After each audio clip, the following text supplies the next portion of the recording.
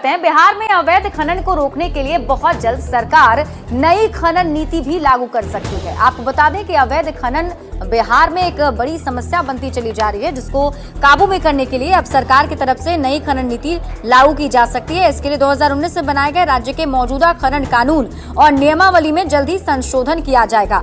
राज्य की नई खनन नीति में लागू करने के लिए खान और भूतत्व विभाग गंभीरता से पहल कर रहा है। सभी संशोधनों पर गंभीरता से विचार करते हुए खनन नीति का मसौदा जल्द ही राज्य कैबिनेट को भेजा जा सकता है। कैबिनेट से मुहर लगने के बाद पूरे बिहार में ये लागू हो जाएगा। इस पर और अधिक जानकारी दे रहे हैं न्यूज़ 18 संवाददाता संजय कुमार। बालू माफियाओं पर शिकंजा कसने और सभी तरह के अवैध खनन को रोकने के लिए बिहार सरकार अब खनन नीति की नई नियमावली बनाने पर गंभीरता से विचार कर रही है। खान एवं भूतत्व विभाग ने इसके लिए पहल भी शुरू कर दी है। दरअसल राज्य का जो मौजूदा खनन कानून है, इसकी नियमावली 2019 में बनाई गई थी। इसमें खान और खनन को लेकर राष्ट्रीय नीति 1957 की प्रमुख बातों को समाहित किया गया था। लेकिन अब राज्य में सभी तरह के खनिजों, खासकर बालू के अवैध खनन को रोकने के लिए बिहार सरकार कई स्तरों पर पहल कर रही है। ओवरलोडिंग कर लें या फिर अवैध खनन में पकड़े जाने वाले वाहनों पर जुर्माना की राशि की बात कर लें, तो इसको बढ़ाने के लिए सरकार गंभीरता से विचार कर रही है। इसके लिए खनन नीति में दंड से जुड़े सभी प्रावधानों को बदलने के लिए खान एवं भूतत्व विभाग के स्तर पर कार्रवाई शुरू कर दी गई है। ऐसे अन्य कई बिंदुओं पर जरूरी संशोधन के लिए विभाग के जो मंत्री हैं और उप मुख्यमंत्री विजय कुमार सिन्हा या फिर जो इनके अधिकारी हैं, ये लगातार मंथन कर रहे हैं। सभी संशोधनों को एकत्र कर नई खनन नीति का मसौदा जल्द ही राज्य कैबिनेट में भेजने की संभावना जताई जा रही है। कैबिनेट की मुहर लगने के बाद पूरे राज्य में यह लागू हो जाएगा।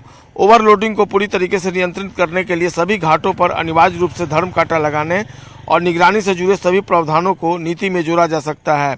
इसका पालन नहीं करने वालों पर सख्त कार्रवाई की जाएगी। नया नियमावली कैबिनेट से पारित हो जाएगा तो निश्चित तौर पर बालू माफियाओं पर अंकुश लग सकेगा, अवैध खनन पर रोक लग सकेगी। चूंकि राज्य सरकार जो है वो अवैध खनन को रोकने के लिए और माफियाओं पर शिकंजा कसने के लिए लगातार कृत संकल्प है और कई बैठकें भी कई दौर में हो रही हैं। उप मुख्यमंत्री विजय सिन्हा लगातार इसके लिए गंभीर देख रहे हैं। देखना होगा कितना जल्द यह मसौदा नियमावली जो है वो तैयार होता है और बिहार कैबिनेट की इस पर आधिकारिक मुहर भी लगती है। कैमरा पर्सन मनीष जुनेजा के साथ संजय कुमार, न्यूज़ 18 पटना।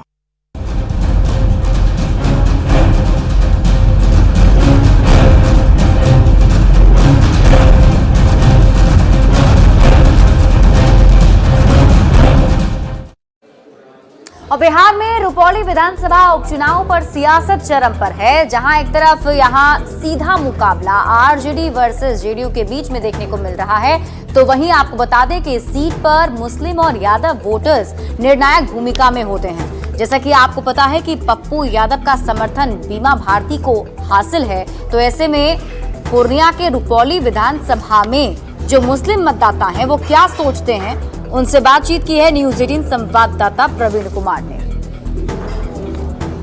पूर्णिया के रुपौली में उपचुनाव हो रहा है और इस उपचुनाव में कुल 11 प्रत्याशी मैदान में हैं, जिसमें मुख्य मुकाबला राजद प्रत्याशी बीमा भारती, जदयू प्रत्याशी कलाधर मंडल और निर्दलीय प्रत्याशी शंकर सिंह के बीच। अभी मैं मौजूद हूँ दरगाह बस्ती में और ये मुस्लिम बहुल बस्ती है, जहाँ पर मुस्लिम की आबादी लगभग 2500 है। हर चुनाव में मुस्लिम वोट एक बड़ा फैक्टर माना जाता है। इस बार मुस्लिम का क्या रूप है, आइए हम जानते हैं यहाँ के मुस्लिम भाइयों से। हम लोग इस लोक विधानसभा में जो नेता बढ़िया बुझाएगा उसी वोट देंगे। और अभी के यहाँ के दौरान में मुस्लिम भाई या हिंदू भाई जो बोल रहे हैं, हम लोग सोच के काम करेंगे। जिनको यहाँ का उपचुनाव में भेजेंगे वह हमारी हृदय में है। जनता किसको अपना प्रतिनिधि चुनती है। कुमार प्रवीण, न्यूज़ 18 दरगाह पूर्णिया। वहीं रुपौली विधानसभा उपचुनाव को लेकर सियासी हलचल काफी तेज है और इसी बीच सबकी नजर पप्पू यादव पर टिकी हुई है कि आखिर पप्पू यादव का समर्थन किस ओर जाएगा। क्या पप्पू यादव जो है जेडीयू को समर्थन करेंगे या फिर आरजेडी को समर्थन करेंगे, क्योंकि इस उपचुनाव में पप्पू यादव जो है वो एक महत्वपूर्ण भूमिका में है। हालांकि जब उनसे न्यूज 18 ने बातचीत करने की कोशिश की तो उन्होंने काफी दिलचस्प जवाब दिया। एक तरफ वो नीतीश कुमार की तारीफ करते नजर आए तो दूसरी तरफ लालू प्रसाद की भी तारीफ की। पप्पू यादव ने हालांकि कहा कि कांग्रेस का समर्थन जिस तरफ होगा वो उसी उम्मीदवार का समर्थन करेंगे, यानी कि पप्पू यादव आरजेडी उम्मीदवार बीमा भारती के साथ खड़े नजर आ रहे हैं। उनसे बातचीत की है न्यूज 18 संवाददाता आनंद अमृतराज ने। इस वक्त मेरे साथ मौजूद है पूर्णिया के सांसद पप्पू यादव। पप्पू जी, आपने पूर्णिया में जीत हासिल की, त्रिकोणीय मुकाबला था और तमाम लोगों को पीछे करके आपने जीत हासिल की। अब एक बार आप ही के संसदीय क्षेत्र रुपौली में विधानसभा का उपचुनाव हो रहा है, जिसमें जो भी दो महत्वपूर्ण त्रिकोणीय मुकाबला माना जा रहा है और तमाम लोग दावे कर रहे हैं। आप क्या देखते हैं?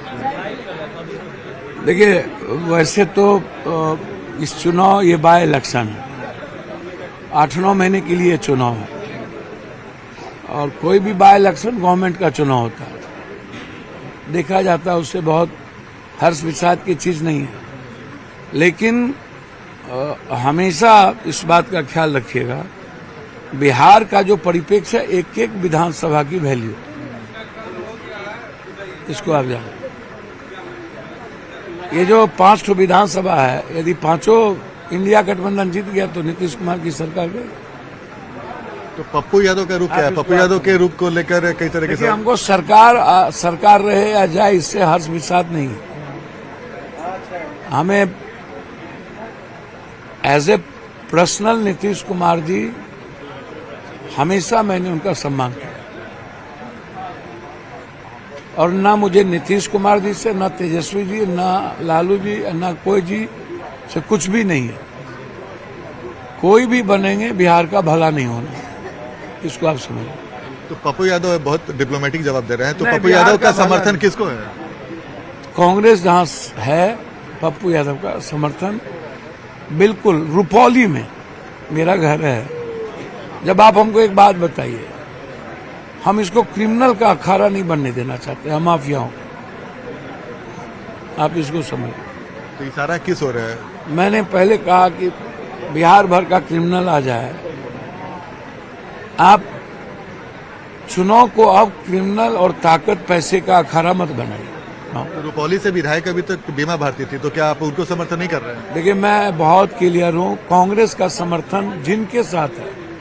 पप्पू यादव आज नहीं, 15 दिन पहले बीमा जी यहाँ आई थी, बेटी की तरह आई थी और मैं बेटी की तरह ही सम्मान करूंगा।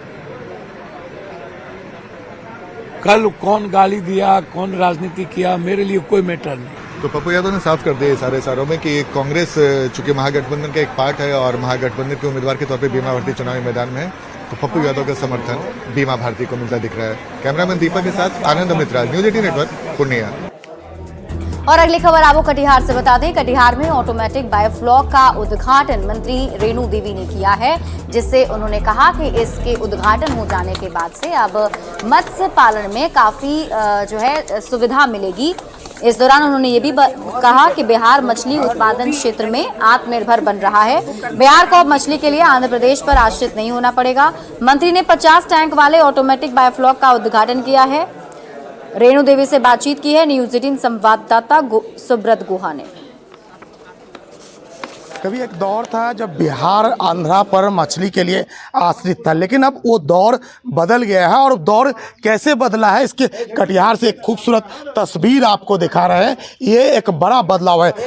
मंत्री मैडम खुद इस चीज़ को देखने के लिए आए हैं, जरा बात कर लेते हैं। मंत्री, एक कितना सुखद तस्वीर है। देखिए, ये अपने आप को बहुत बड़ा आत्मसंतोष होता है कि जब हमारे यहाँ और हमारे बच्चे अपने गांव में इस तरह का काम करते हैं तो उन्हें भी खुशी मिलता है कि एक पॉइंट से उसके पास ज़मीन नहीं है, थोड़ी सी ज़मीन है, उस थोड़े में अच्छा रोज़गार कर सकता है। अब सोचिए कि इसको मछली से लेके उसमें उसको लगाना, उसको खिलाना, उसे देख रहे हैं कि किस तरह से उसमें ऑक्सीजन प्रोवाइड करना, कि कैसे हम मछली को डेवलप कर सकते हैं वो डेवलपिंग में हम कैसे आगे बढ़ा सकते हैं।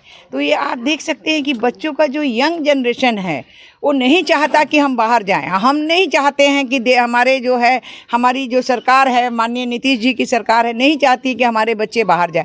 बच्चे अगर आत्मनिर्भर बनना है तो इस तरह का काम, जैसे ये तो एक एग्जाम्पल हुआ कि हम मछली में हैं, इस तरह से वो बकरी में भी कर सकते हैं, इस तरह से वो मुर्गी में भी कर सकते हैं, इस तरह से वो गाय में भी कर सकते हैं।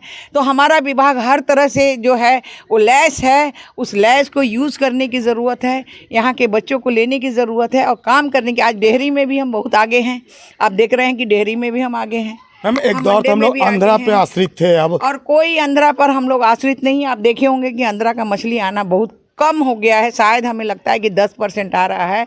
आज खुद हम इतना प्रोवाइड कर रहे हैं कि हमारे पास सरप्लस मछली होता है, हम अगल बगल के प्रदेशों में भी भेजते हैं। अभी तो सर ये पॉन्ड्स वाले अभी नए शुरुआतें की हैं सर जी। उसके बाद जो है खरीदी करने के बाद में मंत्री मैडम आपके यहाँ तक खुद आए, कितना खुश है? बहुत खुश है सर। कटिहार से इसकी एक सुखद तस्वीर है और सबसे बड़ी पहल है कि जो मंत्री है वो खुद यहाँ तक आकर जो युवा है उन्हें प्रोत्साहित कर रहे हैं। सुब्रत, न्यूज़ 18 कटिहार।